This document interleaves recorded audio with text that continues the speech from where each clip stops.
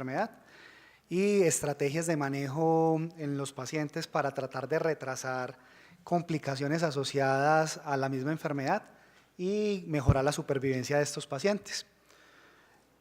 Entonces es muy importante esta enfermedad, ¿por qué? Porque en el mundo es la principal causa de cáncer en hombres. O sea, si revisamos las series de datos de países desarrollados y en vía de desarrollo, la principal causa por diagnóstico de cáncer siempre va a ser el cáncer de próstata. Si nos vamos directamente al registro poblacional de cáncer de Cali, que es un muy buen registro, que ha tenido premios a nivel internacional y que es lo que tenemos para poder hablar de probablemente la extrapolación de lo que ocurre en el resto del país.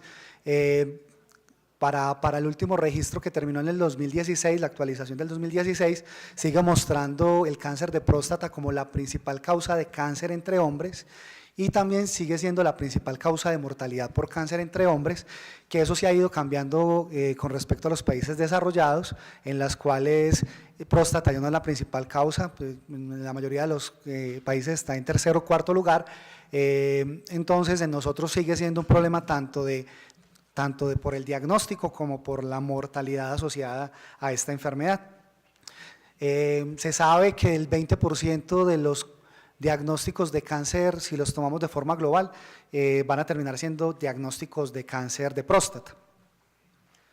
Y la mayoría o el crecimiento grandísimo en el diagnóstico de cáncer de próstata es que los estamos diagnosticando de forma temprana. Entonces, como los diagnosticamos de forma temprana, entonces tenemos pacientes durante mucho tiempo vivos, eso nos afecta pues la prevalencia, tenemos una alta prevalencia del cáncer porque tenemos pacientes que les colocamos el rótulo de cáncer desde mucho más temprano. Y los diagnosticamos porque pues tenemos como una de las herramientas el cribado con el PSA, entonces cada vez hacemos diagnósticos más tempranos solo por PSA, que pues cada vez está más discutido y no es motivo pues de mi charla, pero sabemos que eso es lo que cuenta para el aumento del diagnóstico del cáncer de próstata.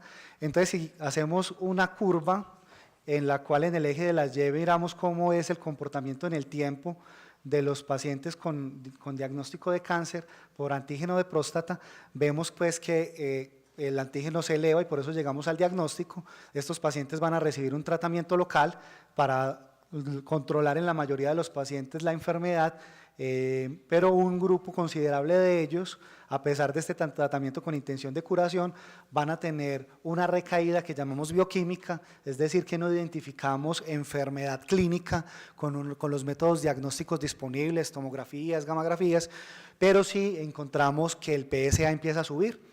Entonces, esos pacientes se les propone en ese momento como una terapia para rescatarlos de este fallo. Si no han recibido radioterapia, pues se les podría hacer radioterapia de salvamento, con algunas consideraciones relacionadas más con si ese paciente sí se beneficia de una terapia de salvamento en pelvis, y si el paciente fue tratado inicialmente con radioterapia, considerar reirradiación o algunas otras técnicas como la cirugía de rescate.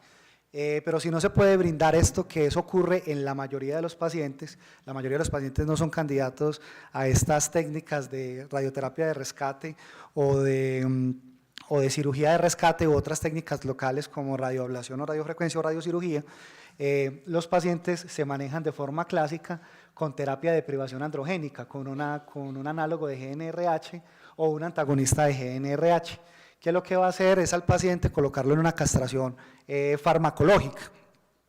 Esta castración farmacológica va a mantener al paciente libre de progresión de la enfermedad un tiempo largo, puede variar, pero más o menos es alrededor de 35 meses, libre de una mediana de control del PSA, pero esos pacientes ya tienen una enfermedad que no se va a curar y van a recaer durante el seguimiento. ¿Por qué? Porque vamos a identificar que nuevamente, a pesar de la terapia de privación androgénica de la castración, los pacientes van a empezar a aumentar el PSA.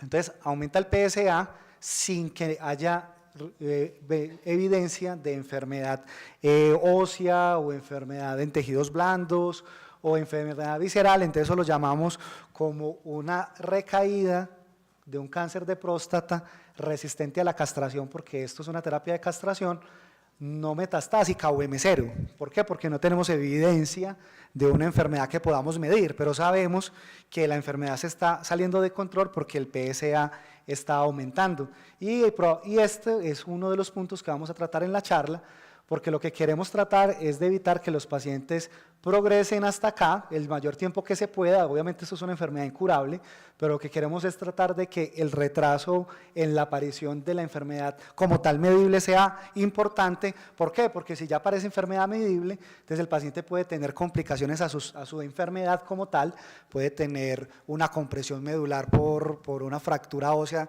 relacionada con su enfermedad o una metástasis a nivel de columna que le puede comprometer su funcionalidad, o el paciente va a necesitar radioterapia, o el paciente va a necesitar terapias citotóxicas que van a deteriorar su calidad de vida. Entonces lo que queremos es tratar en lo posible de retrasar el inicio y también quisiéramos que esas terapias nos mejoraran la supervivencia global. Entonces, sabemos que acá hay un grupo de pacientes que se pueden beneficiar de tratamiento antes de que hagan la metástasis y eso es lo que vamos a desarrollar en la charla. Entonces, ¿cómo se define un cáncer de próstata resistente a la castración? M0.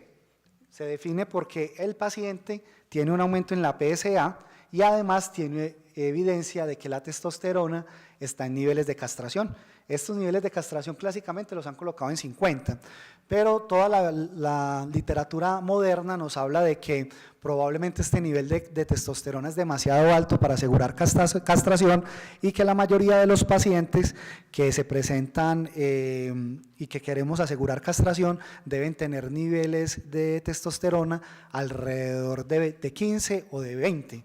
Entonces, pues eso es un dato que hay que tener en cuenta cuando queremos garantizar que el paciente le vaya muy bien, pero vamos a dejar 50 porque así se han hecho todos los estudios que tenemos a la fecha con registro para medicamentos en los que se asegura que el paciente sí realmente está castrado.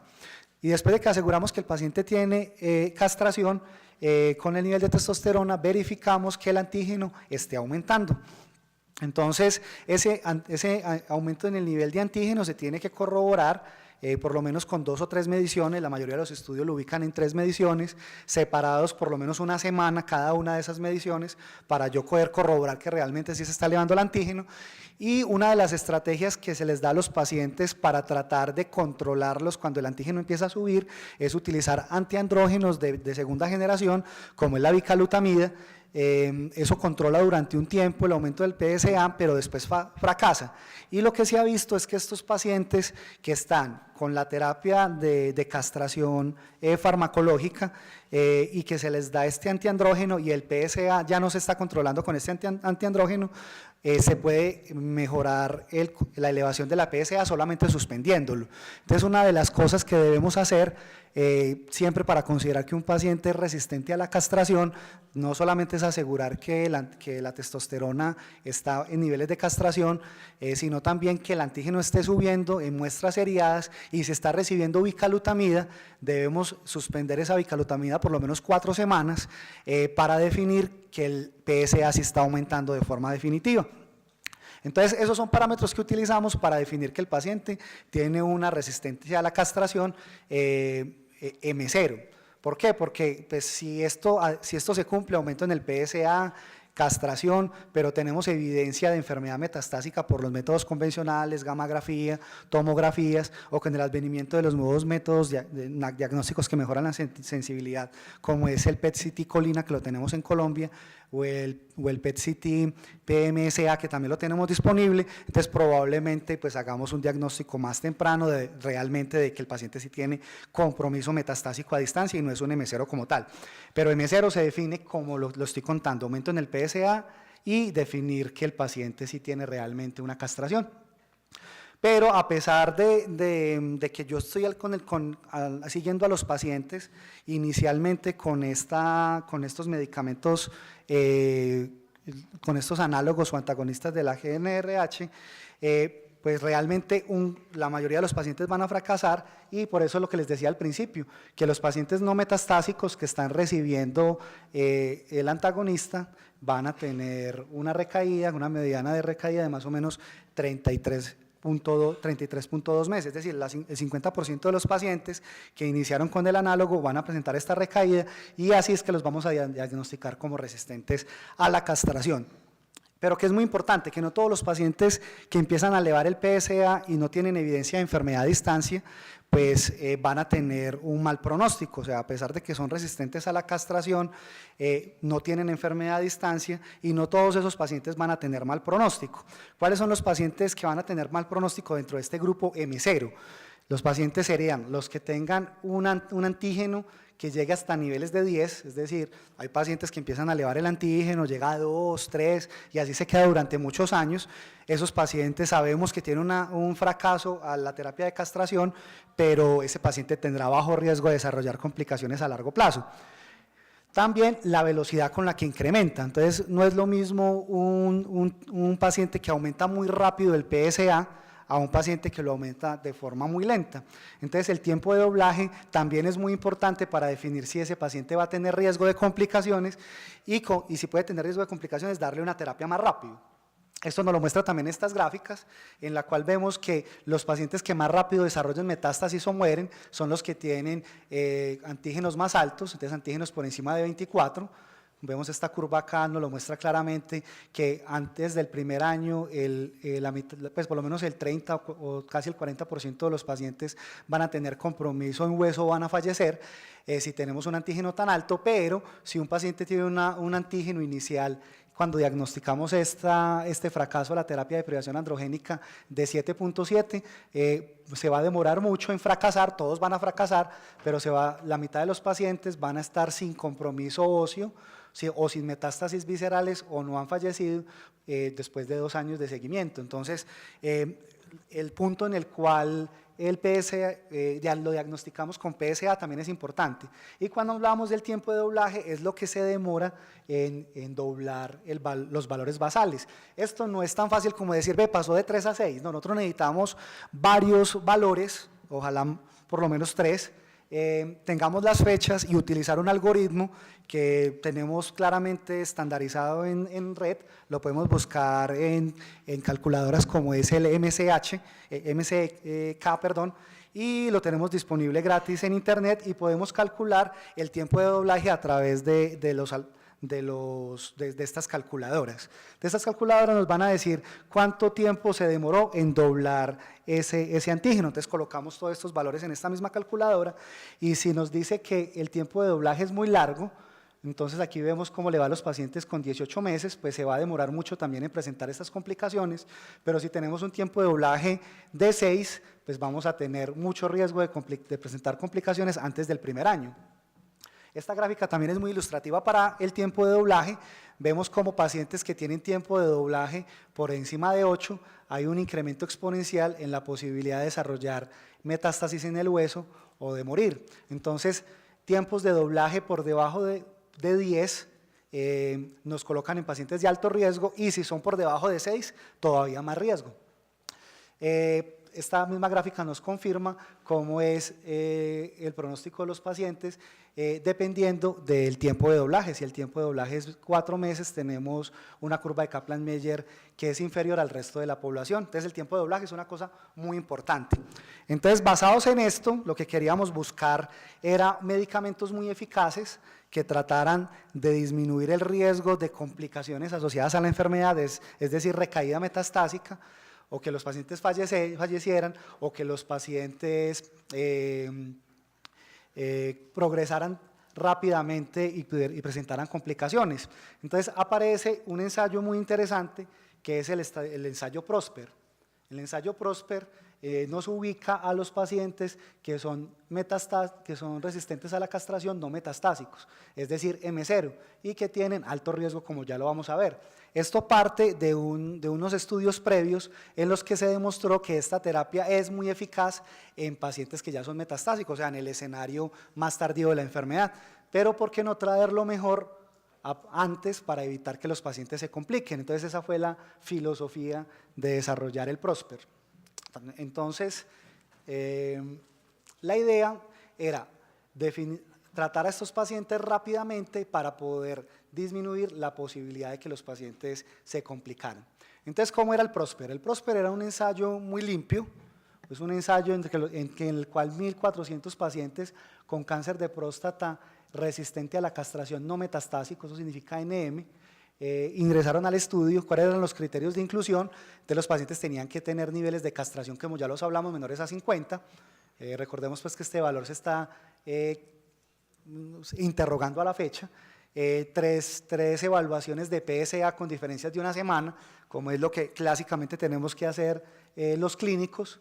El PSA tiene que ser alto, pues tiene que ser un PSA mayor a 2, y que un tiempo de doblaje, como ya lo insistí previamente, que fuera menor a 10. ¿Por qué? Porque estos pacientes con antígenos más altos y con tiempos de doblajes más cortos son los que más riesgo tienen de complicarse y que realmente son los que necesitan tratamiento, porque el otro grupo de pacientes probablemente no necesiten observación, porque a pesar de que hay fracaso a la terapia, la complicación se va a presentar de forma muy tardía. Los pacientes no pudieron haber recibido tratamiento de quimioterapia previa, tenían que tener una clase funcional muy buena, 0 o 1. Y la idea es que los pacientes eran aleatorizados a recibir el tratamiento 2 a 1. ¿Por qué 2 a 1? Porque necesitábamos tener tranquilidad con la seguridad del tratamiento, entonces necesitábamos que más pacientes recibieran tratamiento que placebo para definir si se presentaban una gran cantidad de eventos adversos, por eso se hace aleatorizaciones 2 a 1. El brazo comparador tenía que continuar también con la terapia de castración y recibía placebo, que era similar en la presentación para que los pacientes no supieran si estaban acá o acá. Recordemos que esto no estaba claro al momento si era adecuado darlo antes, entonces pues era adecuado recibir placebo porque no teníamos más tratamientos. Y la idea era evidenciar si los pacientes tenían una progresión importante que pudiese ser controlada por esta terapia, es decir, si podíamos retrasar la aparición de estas complicaciones a nivel del hueso. Entonces ese fue el desenlace primario, definida como la supervivencia libre de metástasis, es decir, todos los pacientes arrancaban con metástasis, y la hipótesis es que los pacientes que estaban en este brazo iban a estar durante más tiempo libres de enfermedad, comparado con el que solo continuaba terapia de deprivación androgénica. Y ese desenlace primario era supervivencia libre de metástasis o muerte. O sea, la muerte también contaba dentro de ese desenlace primario. Cualquiera de las dos cosas que ocurriera primero se iba a medir dentro del desenlace primario, y como desenlaces secundarios ya era supervivencia global por fuera, porque acá los pacientes que presentaban recaída no contaban para la sumatoria de si fallecían posteriormente, es decir, lo que ocurriera primero, si fallecía o ocurría una recaída. Cuando uno ya mira supervivencia global por fuera, no importa que el paciente fallezca, que el paciente presente recaído o no, al final los vamos a seguir a todos para definir si ese paciente falleció o no. Entonces es otra forma distinta de medir, por eso es un desenlace secundario. Los criterios de exclusión es que los pacientes hubieran recibido terapias previas. La historia de convulsiones siempre aparece en las terapias con enzalutamida, porque hay un riesgo muy bajo, pero lo hay, de que los pacientes que están con enzalutamida presenten convulsiones. Y los pacientes era permitido que recibiera terapias androgénicas aparte, porque la enzalutamida es una terapia antiandrogénica, si los pacientes les habían suspendido esa terapia antiandrogénica de primera generación, que aquí utilizamos es bicalutamida, 4 semanas antes del ingreso, como les había contado, porque es una estrategia que utilizamos los clínicos para tratar de controlar el PSA cuando se está saliendo de control. ¿Qué cosas son importantes acá?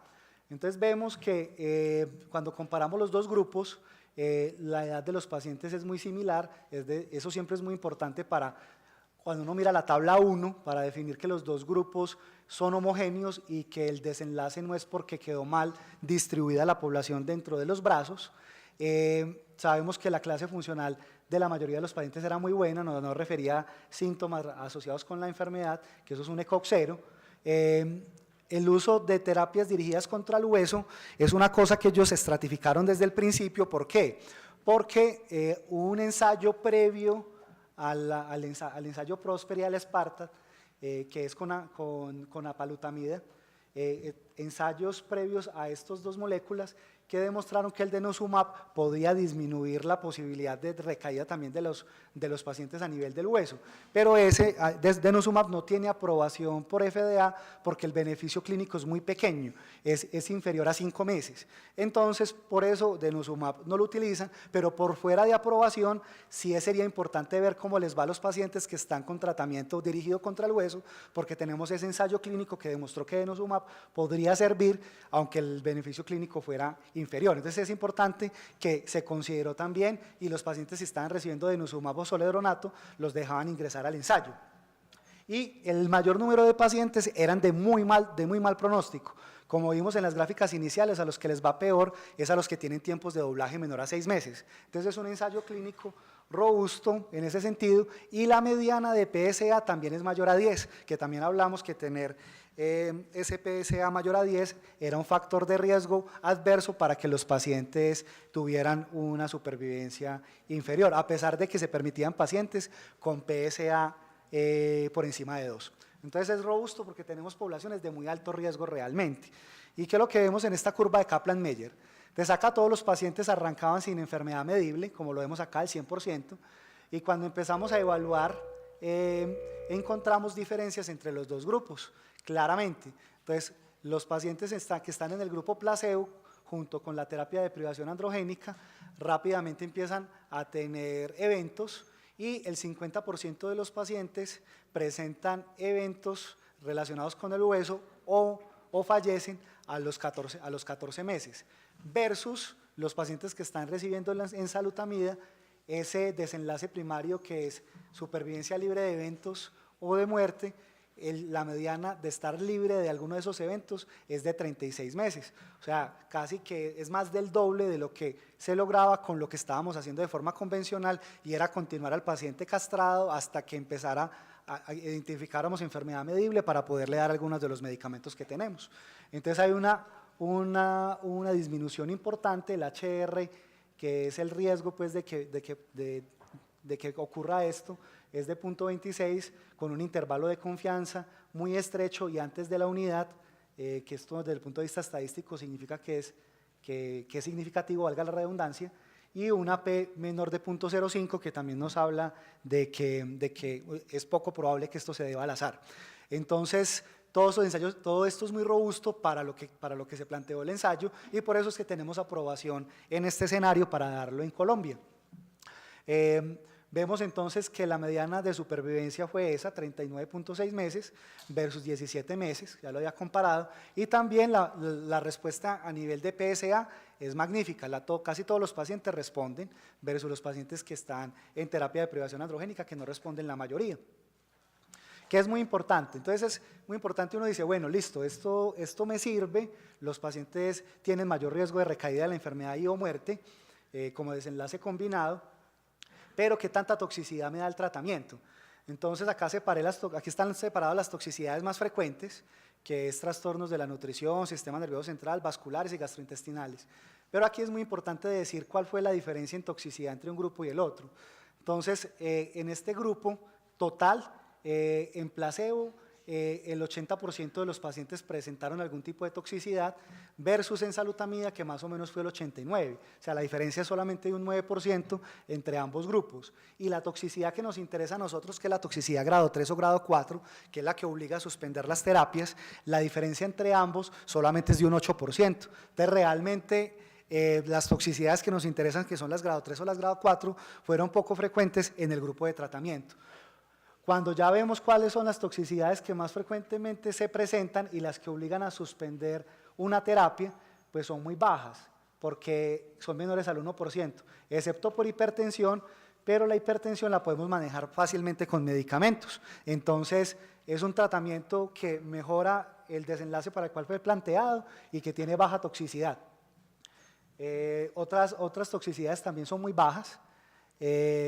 Lo que más le produce este medicamento a los pacientes es astenia importante o cansancio, pero el resto de las toxicidades es muy bajas. Entonces, ¿Qué es lo que nos confirma este ensayo? Que los pacientes que tienen una recaída bioquímica en el escenario de resistencia a la castración y que pertenecen al grupo de alto riesgo pueden beneficiarse de una terapia que evite la aparición de complicaciones más adelante y posiblemente mejore la supervivencia. Digo posiblemente porque el desenlace de supervivencia es todavía inmaduro, no tenemos los datos completos de supervivencia, pero la tendencia es a que puede lograrlo, pero a la fecha todavía no tenemos datos que demuestren desde el punto de vista estadístico que también mejora la supervivencia, pero mejorar la posibilidad de tiempo libre, de recaída o de complicaciones o de uso de quimioterapia es muy importante, sobre todo en los pacientes de alto riesgo, vuelvo e insisto. El PROSPER es un ensayo que avaló el uso de enzalutamida para este escenario, pero esto también está confirmado en otros ensayos, como es el SPARTAR, que es un ensayo en el que se utilizó una molécula muy similar en mecanismo de acción, que es la apalutamida, también es un antiandrogénico de última generación, y en ese ensayo también confirmó lo que ya sabíamos, con unas curvas muy similares. Entonces, lo que nos confirman estos dos ensayos es que realmente hay suficiente evidencia para tratar a estos pacientes de alto riesgo y poderles dar el mejor tratamiento. Entonces, por eso es que guías muy importantes como la Asociación Americana de Urología, el NCCN, la Asociación Americana de Urología, y ASCO tienen como recomendación fuerte, categoría 1, dependiendo de la clasificación que utilicen ellos, a la enzalutamida en pacientes de alto riesgo con escenario de resistencia a la castración como la mejor alternativa para tratar de evitar este tipo de complicaciones mencionadas. Les había contado que este medicamento lo trajimos desde el escenario metastásico, es decir, primero enzalutamida demostró que servía en el escenario metastásico medible, o sea, metastásico M1, y se trajo a M0, y la evidencia en M0 ya está clara. Pero la evidencia en M1, ¿cuál es? La evidencia en M1 también es un ensayo muy limpio, un ensayo fase 3, también más de 1000 pacientes. Los pacientes también tenían que tener aumentos progresivos del PSA, con diferencias de una semana, también tenían que estar castrados. Y aquí la diferencia es que los pacientes sí se les identificaba enfermedad metastásica por los métodos convencionales. Aquí, a diferencia de los otros ensayos con abiraterona, se podía introducir pacientes que tuvieran enfermedad metastásica visceral, que correspondía al 12% de los pacientes que ingresaron a este ensayo. Entonces, los pacientes no podían haber utilizado quimioterapia previa porque la idea era definir si podíamos darle a los pacientes en este escenario una molécula con menos toxicidad que la quimioterapia. Y los pacientes entonces ingresaban al ensayo clínico. La idea era definir la supervivencia libre de progresión y la supervivencia global muy similar al otro ensayo, y los pacientes pues no pudieron haber recibido abiraterona porque en el escenario de este ensayo abiraterona también tiene un ensayo igualito en el que demostró también mejoría en la supervivencia libre de progresión y supervivencia global. Entonces, ¿qué es lo que muestra? Lo mismo que hablamos en la curva anterior de Kaplan-Meier, que utilizar enzalutamida en ese escenario mejoraba el riesgo de progresión radiológica de estos pacientes. Eso es una enfermedad incurable, por eso la curva pues siempre va en caída, pero lográbamos que los pacientes la mitad de los pacientes estuvieran 12 meses libres de progresión de la enfermedad con mínima toxicidad. Y la supervivencia global, cuando utilizamos enzalutamida desde ese momento, antes de utilizar quimioterapia, también se mejoró. Aquí vemos que el intervalo de confianza también está antes de la unidad, con una disminución del riesgo de morir de un 23%. Vemos que esto siempre es complementario. ¿Qué le falta a 77 para llegar a 1? Pues le falta 23. Entonces, por eso decimos que el riesgo es del 23%, y la mediana de supervivencia global fue de 35 meses en este escenario, en un paciente que ya tiene enfermedad medible y una enfermedad que no se va a curar. Las toxicidades son las mismas que ya mencionamos previamente, con el estudio de aprobación de enzalutamida en el escenario M0. Las toxicidades que logran descontinuación del medicamento, porque esto es muy importante. Puede que se presente toxicidad, pero ¿cuántos hay que suspender el medicamento? Es menos del 10%. Entonces, realmente es una droga que podemos manejar y que podemos administrar tanto en el escenario M0 como en el escenario M1. Recordemos pues que todo esto está avalado también, la indicación de dar antes de quimioterapia medicamentos que modulen las hormonas también está avalado por los estudios de abiraterona.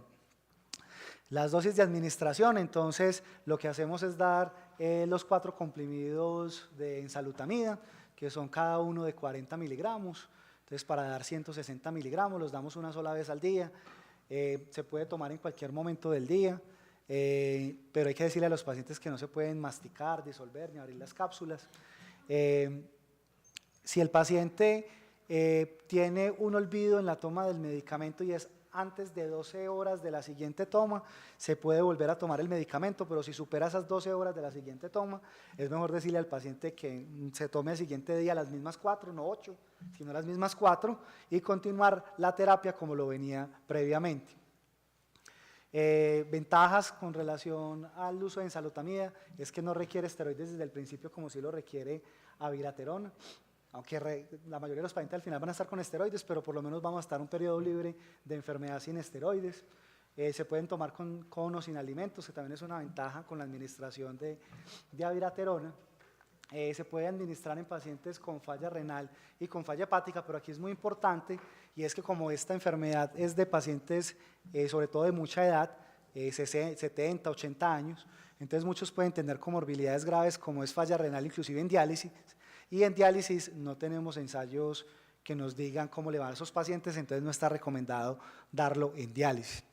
Los pacientes siempre que estén recibiendo este tipo de tratamiento deben permanecer bloqueados, y hay mucha evidencia que muestra que si el paciente, a pesar de que falló a la terapia de castración, no se le mantiene esa castración, el paciente va a tener un desenlace deleterio. Entonces el paciente se castra, ya en este momento probablemente la mayoría van a estar con castración quirúrgica.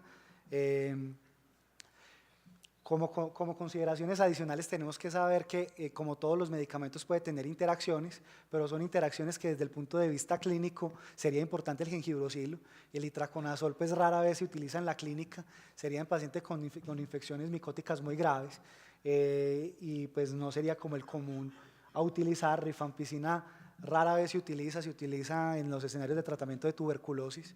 Probablemente ese riesgo sea más importante para el paciente que el cáncer de próstata en ese momento, entonces primero se le dará el tratamiento para el cáncer, para la tuberculosis si es que algún paciente lo llega a tener, y para el tratamiento de algunas infecciones por estafilo asociadas a dispositivos que forman biofilms. Es como los escenarios en los que uno ve que utilizan rifampicina, pero no hay otro escenario frecuente, a diferencia del gengibrocilo, como para tenerlo en cuenta.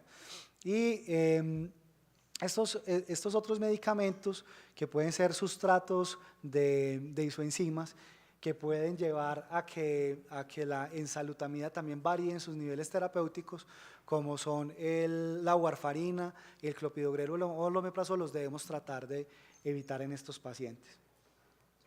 Las modificaciones se deben hacer solamente en pacientes que presentan toxicidad grado 3 o grado 4, hasta que la toxicidad sea menor a 2, y se puede disminuir la dosis, como sabemos que son cápsulas de 40, entonces podemos disminuir que no sean 4 sino 3 o que sean 2 si realmente el paciente lo requiere. Sobre todo esto lo hacemos por la fatiga o en presencia de astenia, que es la toxicidad que más afecta a los pacientes.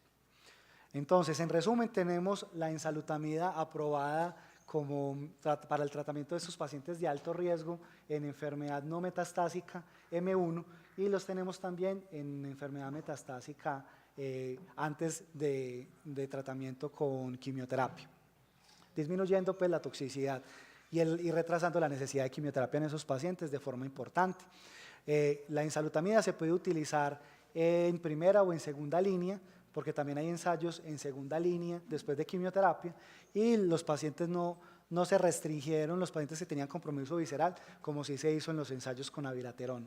Tenemos importante evidencia que nos dice que lo podemos utilizar. La dosis ya sabemos que son 4 cápsulas que se pueden dar en cualquier momento del día, y que la mayoría de los pacientes no van a tener problemas de administración de otros medicamentos, a excepción de los que mencioné previamente, que es importante en estos pacientes añosos que tienen una alta posibilidad de estar polimedicados. Eso es lo que les quería contar sobre el tratamiento con ensalutamida para los pacientes con escenario metastásico resistente a la castración, M0 o M1. No sé si hay preguntas en el escenario, aportes, Comentarios adicionales. Bueno, muchas gracias.